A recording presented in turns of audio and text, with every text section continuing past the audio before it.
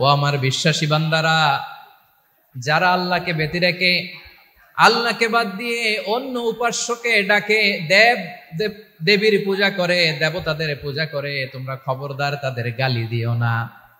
আওয়াজ করে বলেন, কি দিও না?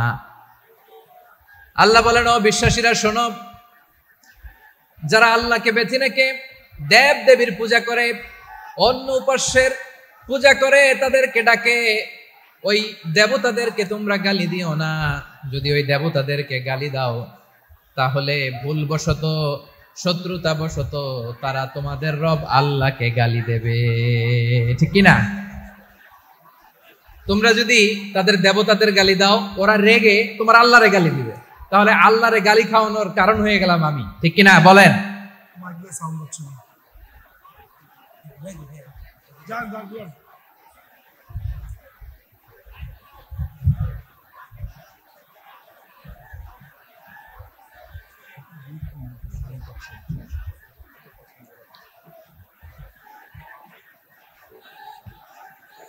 সম্মানিত ভাইয়েরা, এত বিশাল প্রোগ্রাম, মাইকের একটা সেটআপ থাকে, তারগুলো অনেক সময় নড়ে যায়, ধাক্কা ধাক্কিতে ডিসপ্লেস হয়, একটু ঝামেলা হবে।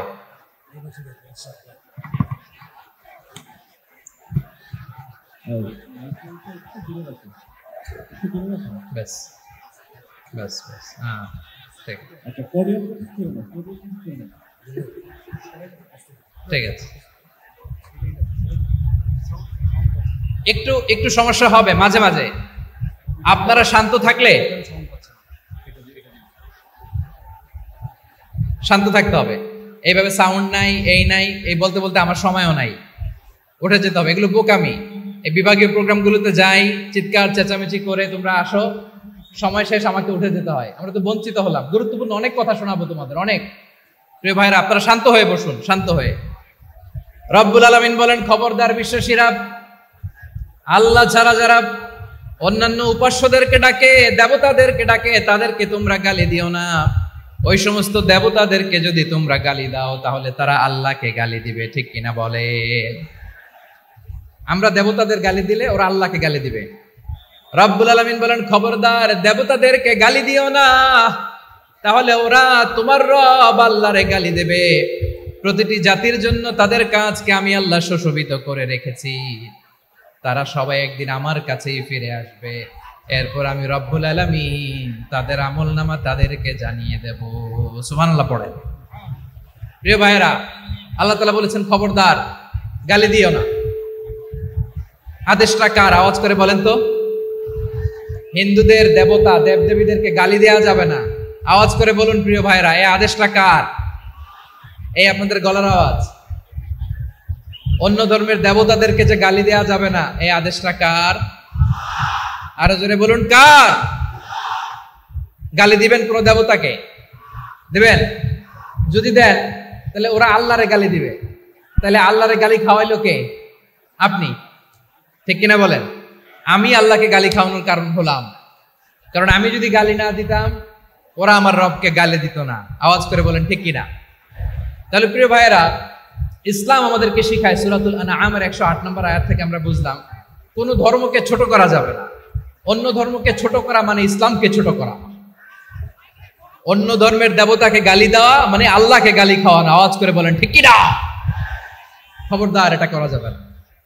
আর অন্য ধর্মের দেবতাকে যদি আপনি গালি দেন, ওরা ইসলাম থেকে দূরে সরে যাবে। যাও ইসলামের প্রতি আকৃষ্ট হয়েছিল আর কোনোদিন ইসলামের ধারে কাছে আসবে না। আওয়াজ করে বলেন ঠিক কিনা? এজন্য কখনো কোনোদিন অন্য ধর্মের দেবতাদেরকে গালি দেওয়া যাবে না। অন্য ধর্মের কোন দেবতাদেরকে আমরা গালি দিব না, গালি দিব না, বরং ইসলামের beauty, the beauty of Islam, ইসলামের সৌন্দর্যকে আমরা তুলে ধরব। আমরা যদি বিশ্বনবী সাল্লাল্লাহু আলাইহি ওয়াসাল্লামের জীবনের দিকে তাকাই, তাহলে আমি দেখব বিষ্ণু ইসলাম মক্কাতে কিংবা মদিনাতে অন্য ধর্মের লোকদের সাথে খুব পিসফুলি লাইফ লিড করেছেন। হোক মুশরিক, হোক খ্রিস্টান, হোক ইহুদি, বিশ্বনবী সবার সাথে মিলেমিশে ছিলেন। আলহামদুলিল্লাহ বলেন। ইসলাম হচ্ছে পিসফুল রিলিজিয়ান। অন্য ধর্মের প্রতি সহনশীলতার সবক ইসলাম আমাদেরকে দেয়। কিন্তু প্রতিটি মুসলিমের এটা মনে রাখতে হবে, আল্লাহর কাছে পছন্দনীয়, গ্রহণযোগ্য ধর্ম জীবনাদর্শ একটি, সেটা হচ্ছে ইসলাম। আওয়াজ করে বলেন সেটা কি? লালমনিরহাটের ভাইয়েরা আওয়াজ করে বলুন, আল্লাহর কাছে মনোনীত ধর্ম একটি, সেটা কি? এজন্য রব্বুল আলামিন বলেন, ইন্নাদ-দীনা ইনদাল্লাহিল ইসলাম, আল্লাহর কাছে মনোনীত গ্রহণযোগ্য অ্যাকসেপ্টেড ধর্ম মতাদর্শ একটা, সেটা হলো ইসলাম। ইসলাম ছাড়া অন্য কোন ধর্ম যদি কেউ তালাশ করে, তার ওই ধর্ম আল্লাহ গ্রহণ করবে না। ওমাইয়াবতাগি গায়রাল ইসলামি দীনান ফালাই ইউকবালা মিন ওয়া হুয়া ফিল আখিরাতি মিনাল খাসিরিন।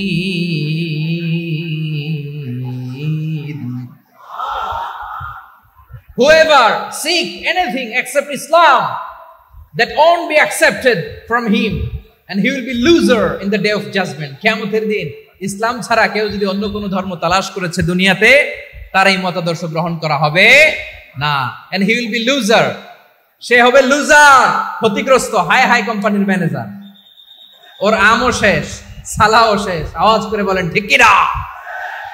এজন্য ইসলাম পেয়ে আমরা খুশি না বেজার? প্রত্যেক নামাজ শেষে আমরা আল্লাহরে বলি, আল্লাহ রাদিতু বিল্লাহি রাব্বা ওয়া বিল ইসলামি দীনা ওয়া বি মুহাম্মাদিন নাবিয়ান ওয়া রাসূলা। ও আল্লাহ, তোমারে রব হিসেবে পেয়ে আমরা খুশি। ও আল্লাহ, ইসলামকে ধর্ম হিসেবে পেয়ে আমরা খুশি। বিশ্বনবীকে আমাদের রাসূল পেয়ে আমরা খুশি। ঠিক কিনা বলেন? ইসলাম ছাড়া অন্য কোনো ধর্ম আমরা গ্রহণ করব না। ঠিক কিনা বলেন? আল্লাহর কাছে অ্যাকসেপ্টেড রিলিজিয়ান একটা, সেটা ইসলাম। তো বিশ্বনবী সাল্লাল্লাহু আলাইহি ওয়াসাল্লাম মক্কাতে কিংবা মদিনাতে খুব পিসফুলি এক্সিস্ট করেছেন, যে কোনো ধর্মের সাথে মিলেমিশে চলেছেন। তার প্রমাণ আমরা যদি রাসূল সাল্লাল্লাহু আলাইহি ওয়াসাল্লামের বায়োগ্রাফির দিকে তাকাই, তাহলে দেখব তিনি মুশরিকদের সাথে পিস ট্রিটি করেছেন, শান্তি চুক্তি, পিস ট্রিটি, পিস এগ্রিমেন্ট। আপনারা হুদাইবিয়ার সন্ধির নাম শুনেছেন? আমার লালমনিরহাটের কলিজার টুকরা ভাইয়েরা, হুদাইবিয়ার সন্ধির নাম আপনারা শোনেন নাই? 6ষ্ঠ হিজরিতে বিষ্ণু ঈসা ইসলাম মুশরিকদের সাথে এই ট্রিটি করেছেন, চুক্তি। কাদের সাথে? মুশরিকদের সাথে। আমরা তো মুসলমান বসতে পারি না, আমরা দুই মুসলিম ভাই একসাথে বসে চা খেতে পারি না, গল্প করতে পারি না। বিষ্ণু ঈসা ইসলাম মুশরিকদের সাথে ট্রিটি করেছেন, হুদাইবিয়ার সন্ধি। এই সন্ধির আগে মক্কা থেকে কেউ মদিনায় যেতে পারে না, মদিনা থেকে কেউ মক্কায় যেতে পারে না। কিন্তু এই সন্ধির পরে ট্রাফিক স্বাভাবিক হয়ে গেল। মক্কার লোকেরা মদিনায় আসতে পারে, মদিনার লোকেরা মক্কায় আসতে পারে। এটাকে বলে সুলহে Hudaibiya, the peace agreement of Hudaibiya, শান্তি চুক্তি। আমরা পৃথিবীতে এখন অনেক শান্তি চুক্তির নাম শুনি, এগুলো সব the piece treaty of Hudaibiya থেকে কপি করা। আল্লাহু আকবার। তাহলে বিশ্বনবী সাল্লাল্লাহু আলাইহি সাল্লাম তিনি যে শান্তিপূর্ণ সহাবস্থানে বিশ্বাসী ছিলেন, মুসলমানেরা যে অন্য ধর্মের প্রতি সহনশীল, তার প্রমাণ হচ্ছে এই পিস ট্রিটি। শুধু তাই নয়, মাইকের সাউন্ডটা একটু বাড়াই দিতে হবে, খুব দুর্বল, একটু মজবুত করতে হবে, আর একটু ক্লিন করতে হবে, আর সবগুলা জায়গায় সাউন্ড যাচ্ছে কিনা একটু ক্রস চেক করতে হবে। হ্যাঁ, পাবেন দিচ্ছে mike operator, he is trying his level best, দিচ্ছে। মাইক অপারেটর যিনি আছেন, প্রতিটি জায়গায় প্রতিটি সাউন্ড বক্সে যেন আওয়াজ পাওয়া যায়, একটু ক্রস চেক করেন, সাউন্ডটাকে একটু স্ট্রং করে দেন। হ্যাঁ, ঠিক আছে, মাশাআল্লাহ। এদিকে তাকান, এদিকে। মক্কার পার্ট গেল, পিস এগ্রিমেন্ট করলেন, শান্তি চুক্তি। বিষ্ণু ঈসা ইসলাম মদিনায় যে কি করলেন? মদিনায় যে বিষ্ণু ঈসা ইসলাম মদিনা চার্টার করলেন, মদিনা সনদ, সাহিফাতুল মদিনা, এটার বলে মদিনা চার্টার। যে ওয়েস্টে, ইউরোপে, আমেরিকাতে তারা অনেক চার্টার করে, সব চার্টার মদিনা চার্টার থেকে কপি করা। আওয়াজ করে পড়েন সুবহানাল্লাহ। বিষ্ণু ঈসা ইসলাম মদিনায় গেলেন, মদিনাতে মুসলিম, মুশরিক, ইহুদি, এই তিন ধর্মের লোক মিলে, সব স্টেক হোল্ডার যারা আছে সবাইকে নিয়ে বিষ্ণু ঈসা ইসলাম মদিনা চার্টার করলেন, মদিনা সনদ। পড়েন সুবহানাল্লাহ। শুধু তাই নয়, মক্কাতে বিশ্বনবী পিস এগ্রিমেন্ট করলেন, শান্তি চুক্তি মুশরিকদের সাথে।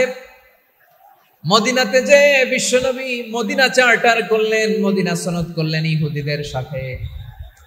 আবার মদিনাতে বিশ্বনবী ইহুদিদের সাথে পিস ডায়ালগ করলেন, ইন্টারফেথ ডায়ালগ করলেন, আন্তধর্মীয় সংলাপ করলেন, যে সংলাপের মূল ভিত্তি ছিল তাওহীদ। মূল ভিত্তি ছিল কি? তাওহীদ।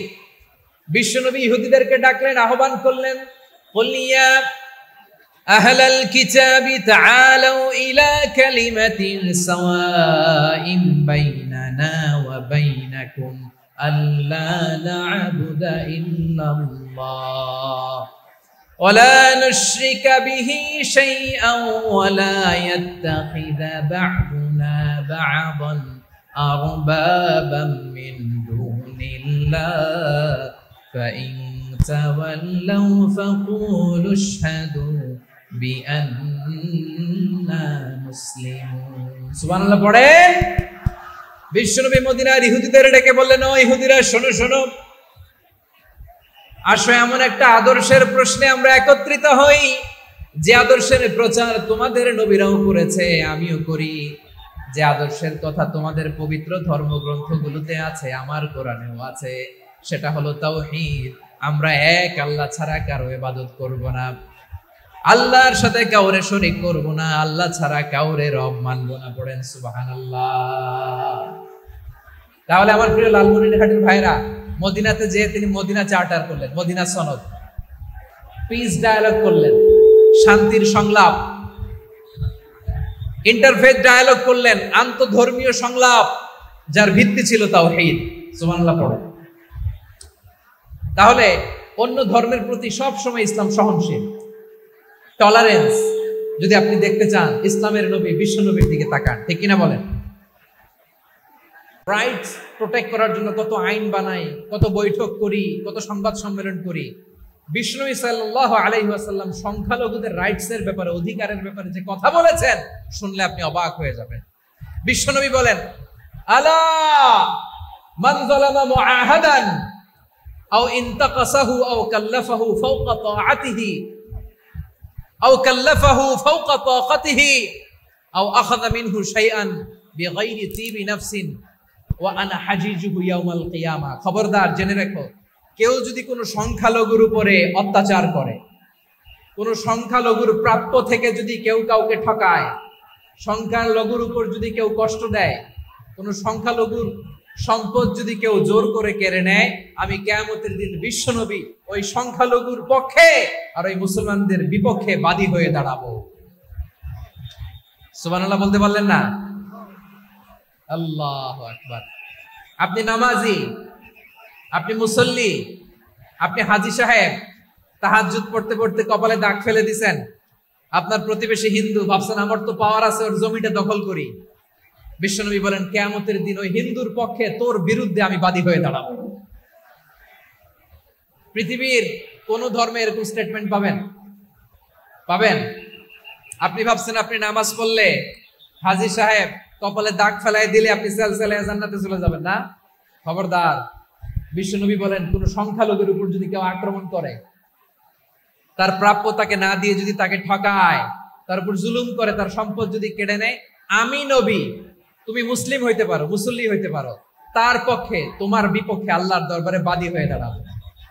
আচ্ছা লালমনিরহাটের ভাইরা, কথা বুঝতে পারলে আওয়াজ করে উত্তর দেন। বিশ্বনবী যদি কারো বিপক্ষে দাঁড়ায় কিয়ামতের দিন, আই রিপিট, আমি আবারও বলছি, বিশ্বনবী যদি কিয়ামতের দিন কারো বিপক্ষে দাঁড়ায়, ও তো সেলসেলায় জান্নাতি, তাই না? জান্নাতি না? যে নবীর সুপারিশ ছাড়া জান্নাতের গেটও দেখা যাবে না, ওই নবী যদি বলে তোর বিপক্ষে আমি বাদী হয়ে দাঁড়াবো, ওই জান্নাতে আর ঢোকার কোনো সুযোগ আমাদের থাকবে?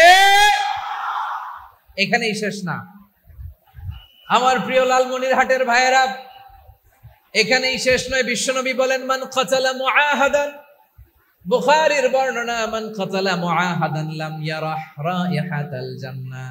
কেউ যদি, কোন মুসলিম যদি অন্যায়ভাবে কোনো সংখ্যালঘুকে হত্যা করে, কোন হিন্দুকে হত্যা করে, কোন বৌদ্ধরে হত্যা করে, অন্যায়ভাবে কোন মুসলিম যদি কোন সংখ্যালঘুরে হত্যা করে, জান্নাতে যাওয়া তো দূরের কথা, ওই মুসলিম জান্নাতের ঘ্রাণও পাবে না।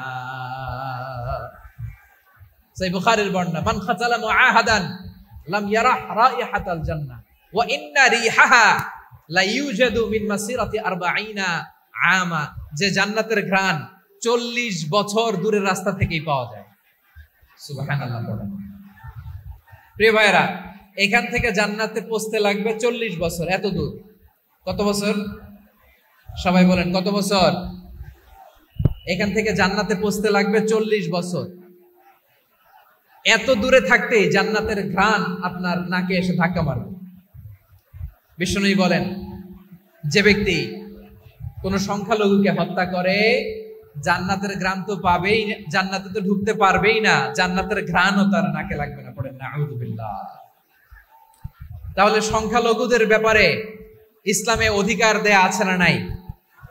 লালমনিরহাটের ভাইয়ের আওয়াজ করে বলেন, আমার সংখ্যালঘু হিন্দু ভাইদের রাইটস, অধিকার আমাদের ইসলামে প্রোটেক্টেড আছে না নাই?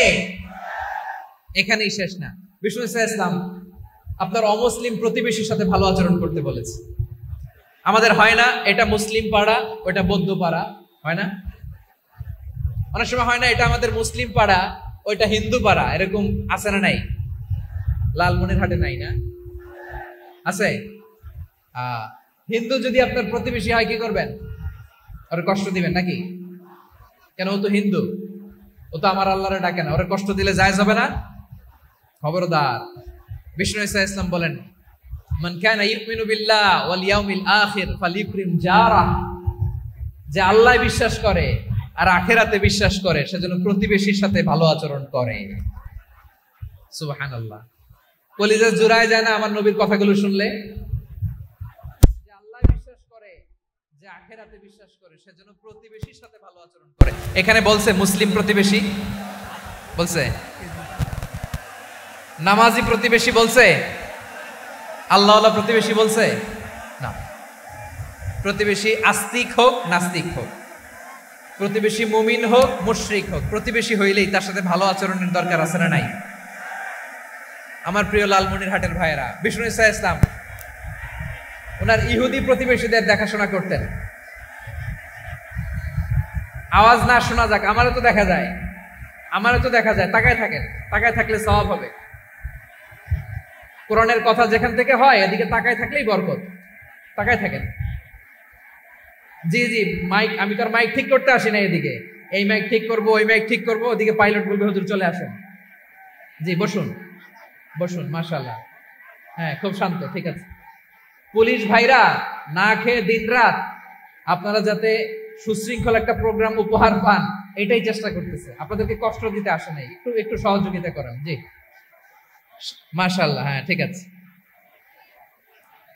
আমার প্রিয় ভাইরা, প্রতিবেশী আস্তিক হোক নাস্তিক হোক, মুসলিম হোক হিন্দু হোক, তার সাথে ভালো আচরণ করতে হবে।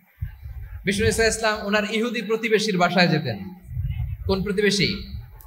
ইহুদি। আওয়াজ করে বলেন, কোন প্রতিবেশী? ইহুদি।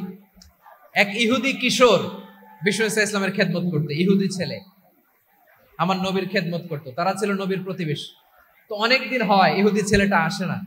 বিশ্বনবী খোঁজ দিলেন, ঘটনা কি? একটা ইহুদি ছেলে না আমার খেদমতে আসতো, ছেলেটা কই? খোঁজ নিয়ে জানলেন ছেলেটা অসুস্থ। বিষ্ণু ঈসা ইসলাম ওই ইহুদির বাড়িতে চলে গেলেন ওই ছেলেটাকে দেখা করার জন্য, ভিজিট করার জন্য। সুবহানাল্লাহ পড়বেন না? গেলেন, যে দেখে ইহুদি ছেলেটা মুমূর্ষ, জান জান যায় যায় ভাব, বিছানায় পড়ে আছে, তার বাবা দাঁড়ানো। বিশ্বনবী তার মাথার পাশে বসলেন, মাথায় হাত বুলিয়ে দিলেন, আর ছেলেটাকে বললেন আসলিম, হে ইহুদি ছেলে, আসলিম, ইসলাম ধর্ম গ্রহণ করো। তো ছোট্ট ছেলে ভাবে আমরা ইহুদি, এখন ইসলাম ধর্ম গ্রহণ করলে আব্বা যদি বকা দেয়, ফানাযারা ইলা ওয়াজহি আবি, ছেলেটা তার বাবার চেহারার দিকে তাকালো, দেখে আব্বা কি কয়। আব্বা যদি বলে তাইলে ইসলাম ধর্ম গ্রহণ করবে।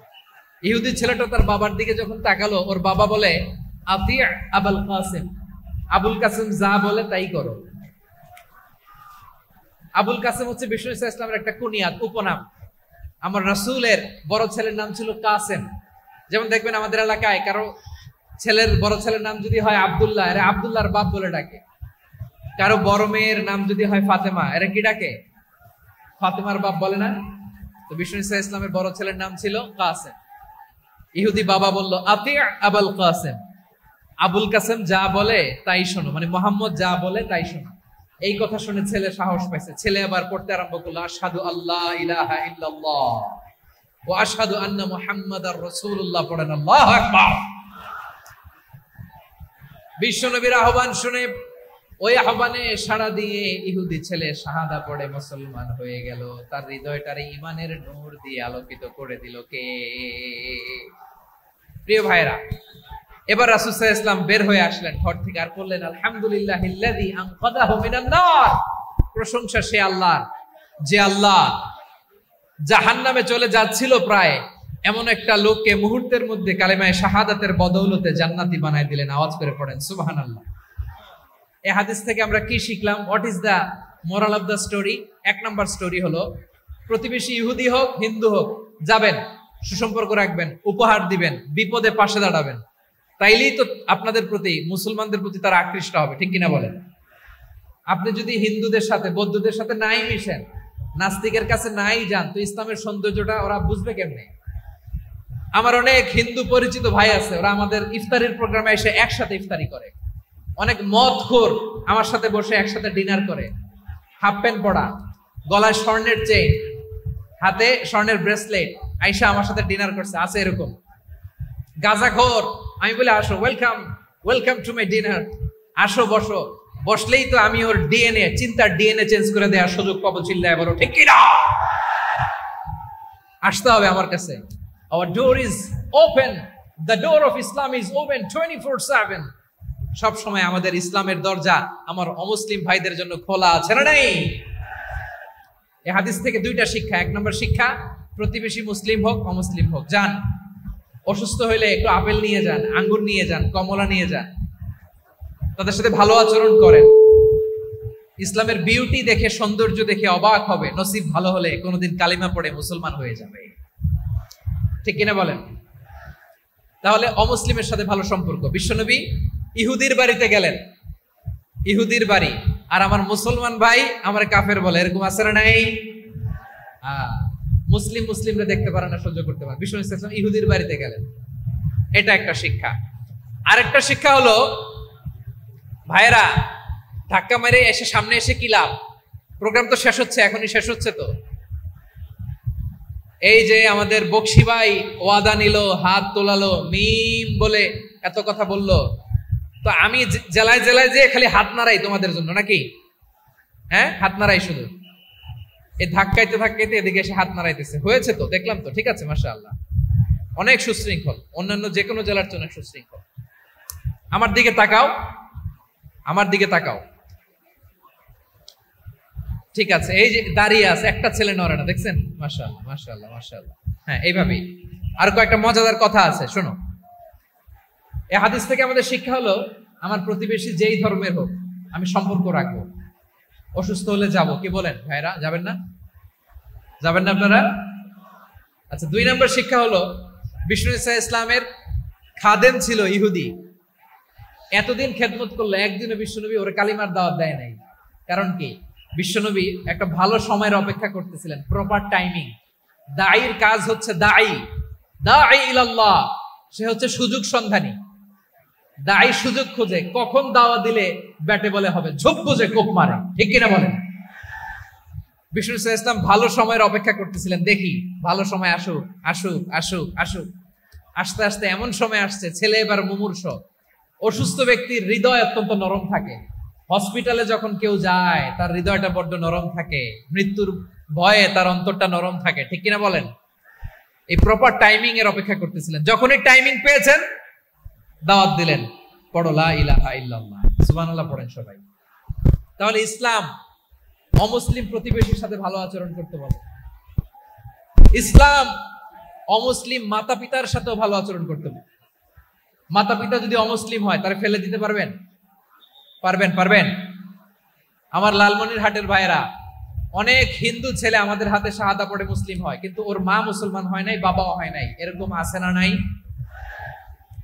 তো ও হয়েছে মুসলিম, মা বাপ হিন্দু, এখন মা বাপ কি বাদ?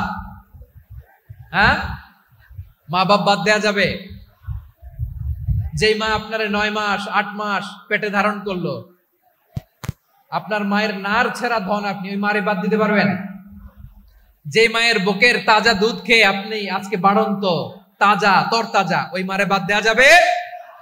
মায়ের এক ধারে দুধের দাম, কাটিয়া গায়ের চাম, পাপুষ বানাইলে ঋণের শোধ হবে না, এমন দরদি ভাবে কেউ হবে না আমার মা গো। মায়ের এক ধারে দুধের দাম, কাটিয়া গায়ের চাম, পাপুষ বানাইলে ঋণের শোধ হবে না, এমন দরদি ভাবে কেউ হবে না আমার মা গো। ঠিক কিনা? মাকে তো বাদ দেওয়া যায় না। وَقَضَى رَبُّكَ أَلَّا تَعْبُدُوا إِلَّا إِيَّاهُ وَبِالْوَالِدَيْنِ إِحْسَانًا। আল্লাহ বলে অবধারিত দুইটা ভার্ডিক্ট তোমাদের জন্য, এক আল্লাহর ইবাদত করবা আর মা বাবার প্রতি ইহসান করবা। আদেশটা কার? মা বাবার প্রতি ইহসান করতে হবে। আমার মা হিন্দু হোক ভালো আচরণ করতে হবে, বৌদ্ধ হোক ভালো আচরণ করতে হবে। আমার যে সমস্ত হিন্দু ভাইয়েরা মুসলিম হয়েছে, তোমাদের মা বাবা এখনো মুসলমান হয় নাই, তাদের সাথে ভালো আচরণ করতে হবে। আপনাদের খেদমত নিজে করতে হবে অথবা খেদমতের ব্যবস্থা করাই দিতে হবে। মান্থলি যে খরচ লাগে এটা দিতে হবে। আরে তুমি এখন মুসলিম, তোমার মা বাবা হিন্দু, এখনই তো সুযোগ ইসলামের সৌন্দর্য দেখানো। এখন মা বাবা যদি দেখে আরে এটা হিন্দু থাকতে তো বদমাইশ ছিল, বেয়াদব ছিল, কি এমন ধর্ম সে গ্রহণ করলো যেটা গ্রহণের সাথে সাথে সে পাল্টে গেল? কি এমন ধর্ম সে গ্রহণ করেছে যেটা তার জীবনকে আলোকিত করে দিয়েছে? নসিব ভালো হইলে তারাও কালিমা পড়ে মুসলমান হয়ে যাবে। বিষ্ণু ইসলামের স্ত্রীর নাম ছিল আয়েশা রাদিয়াল্লাহু তাআলা আনহা, আবু বকর রাদিয়াল্লাহু তাআলা আনহুর মেয়ে। আবু বকর রাদিয়াল্লাহু তাআলা আনহুর আরেক মেয়ের নাম হচ্ছে আসমা। কি নাম? দুজনই আবু বকর রাদিয়াল্লাহু তাআলা আনহুর মেয়ে, আসমা আর আয়েশা। নাম দুইটা কেমন লাগে? আসমা নামটা কেমন লাগে? আয়েশা নামটা কেমন লাগে? সবার ভালো লাগে নাই? নাম দুটো আপনাদের ভালো লাগে? লালমনিরহাটে অনাগত যদি কন্যা সন্তান হয়, যদি মনে চায় আসমা রেখে দিতে পারবেন, যদি মনে চায় আয়েশা রেখে দিয়েন। দেশে বিদেশে এয়ারপোর্টে রাস্তা ঘাটে শুধু বলে হুজুর একটা নাম দেন, আমার ছেলের একটা নাম দেন, মেয়ের একটা নাম দেন। তো আমার মনে আছে যশোরের আবদিনের মাহফিলে আমি একটা দুটা নাম দিয়েছিলাম। আজকে লালমনিরহাটের এই প্রোগ্রামে কন্যা সন্তান যদি হয় দুটা নাম দিলাম, আসমা কিংবা আয়েশা। ইনশাআল্লাহ পড়েন। দুজন বোন, এক মায়ের না, বাবা এক মা দুজন। আয়েশা রাদিয়াল্লাহু তাআলা আনহার মায়ের নাম উম্মে রুমা, আর আসমা রাদিয়াল্লাহু তাআলা আনহার মায়ের নাম কুতাইলা বিনতে আব্দুল উজ্জা। আবু বকর রাদিয়াল্লাহু তাআলা আনহু 4টা বিয়ে করেছিলেন। তো একই ঘটনা ঘটেছে এই ফ্যামিলিতে। আসমা ইসলাম ধর্ম গ্রহণ করে মুসলিমা, কিন্তু তার মা কুতাইলা মুশরিকা। আই রিপিট, বোঝার জন্য আমি আবারও বলি, আসমা রাদিয়াল্লাহু তাআলা আনহা মুসলিমা, আর আসমার মা কুতাইলা, আওয়াজ করে বুঝে থাকলে বলেন, আসমার মা মুশরিকা। তার মানে মেয়ে মুসলিম, মা অমুসলিম, ভেজাল আছে না নাই? কিন্তু কুতাইলা আর ধৈর্য ধারণ করতে পারে না। নার ছেড়া ধন, কলিজার টুকরা ধন, কলিজার টুকরা সন্তান আসমারে দেখতে বড্ড মন চায়।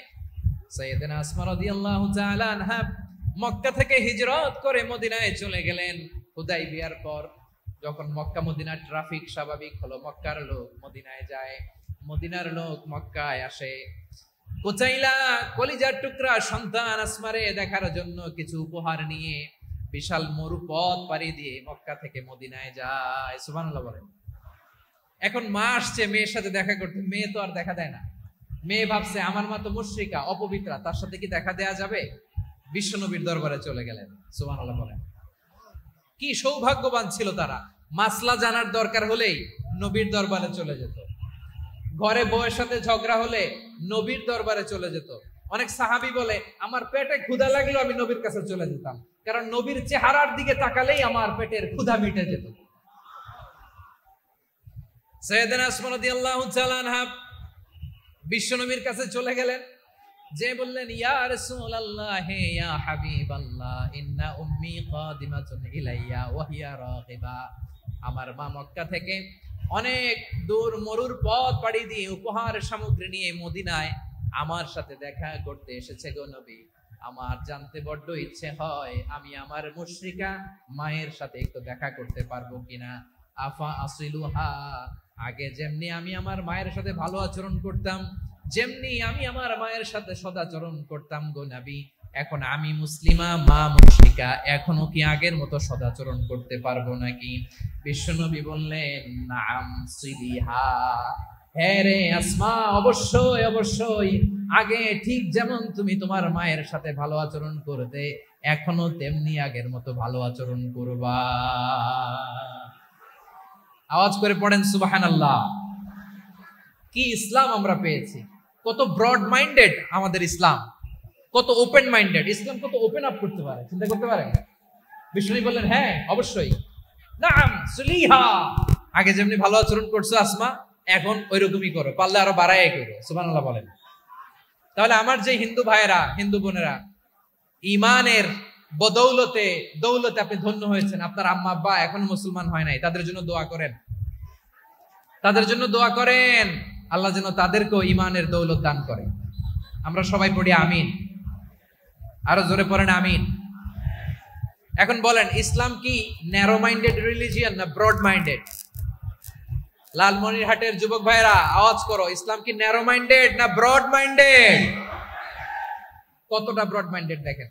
বিশ্বনবী সাল্লাল্লাহু আলাইহি সাল্লাম অমুসলিমরা যদি নবীকে উপহার দিত, ওই উপহারও বিশ্বনবী গ্রহণ করতেন। সুবহানাল্লাহ পড়েন।